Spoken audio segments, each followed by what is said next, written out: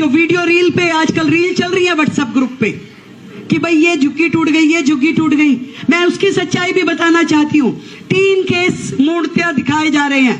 एक जो वजीरपुर की फाटक पे है, भाई जो बिल्कुल ही अगर रेलवे लाइन पे आ जाएगा और रेलवे लोग कहेंगे कि भाई हमें सिग्नल नहीं दिखता 3-3 मंजिला मकान से, तो उसकी जिम्मेवारी थोड़ी ना सरकार लेगी। कल को कोई एक्सीडेंट हो जाए, किसी का जान चला जाए, तो किसकी जिम्मेदारी होगी भाई? किसने कहा है कि रेलवे लाइन पे जाके बसो? बिल्कुल रेलवे से सटा करके, यदि उसमें डीडीए या रेलवे एक्शन लेती है तो सरकार कुछ नहीं कर सकती भाई। हम चाहते हैं हमारे नागरिकों की जान की सुविधा रहे। सड़क पे बच्चा घूमेगा, रेलवे लाइन पे बच्चा घूमेगा, ट्रेन चढ़ गई, कौन जिम्मेदार है भाई? इसलिए वो उस पे एक्शन हुआ जो केवल और केवल रेलवे लाइन के पास में थी। दूसरा जो मद्रासी कॉलोनी में हुआ, मद्रासी कॉलोनी वाला जो बड़ा नाला बारापूला का वहां से जाता है, बिल्कुल वो लोग नाला पे बैठे थे, जिसके कारण से 2023 में दिल्ली में बाढ़ आई।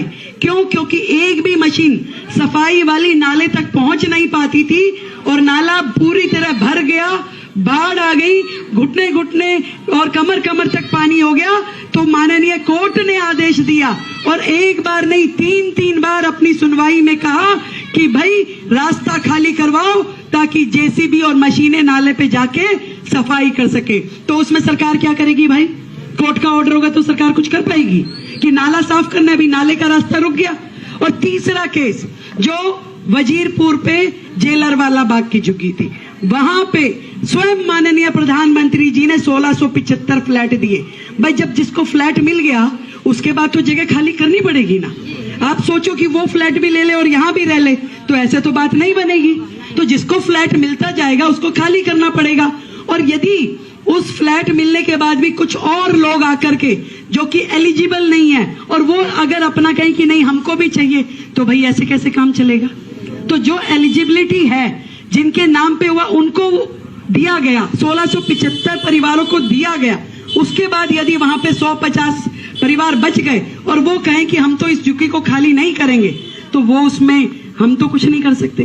तो केवल ऐसे 3 उदाहरण हुए हैं। इसके अलावा दिल्ली में एक भी झुग्गी के अंदर ना कोई हाथ लगाने गया, ना उसको किसी प्रकार की तकलीफ दी और ना कभी आगे होगी। चाहे आप ताउम्र यहाँ रहिए, आपको हम ये वादा आपकी अपनी मुख्यमंत्री कर रहे हैं।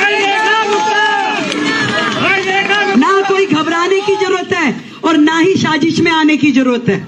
मैं आपको कह रही हूं, निश्चिंत होकर रहिए। जो नाजायज है वो होने नहीं देंगे।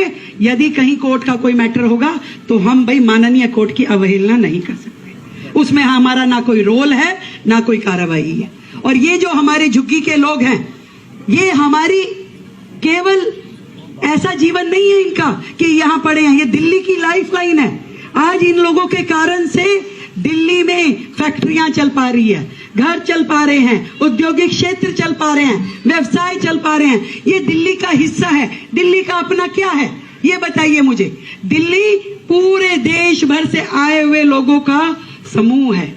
आज यदि कोई बिहार से आ रहा है, कोई यूपी से आ रहा है, कोई हरियाणा से आ रहा है, कोई उत्तरांचल से आ रहा है, एक एक परिवार जो वर्षों से दिल्ली में आके बसा, आज वो दिल्ली का अधिकारी है और दिल्ली उसके लिए जिएगी और दिल्ली उसके लिए काम करेगी।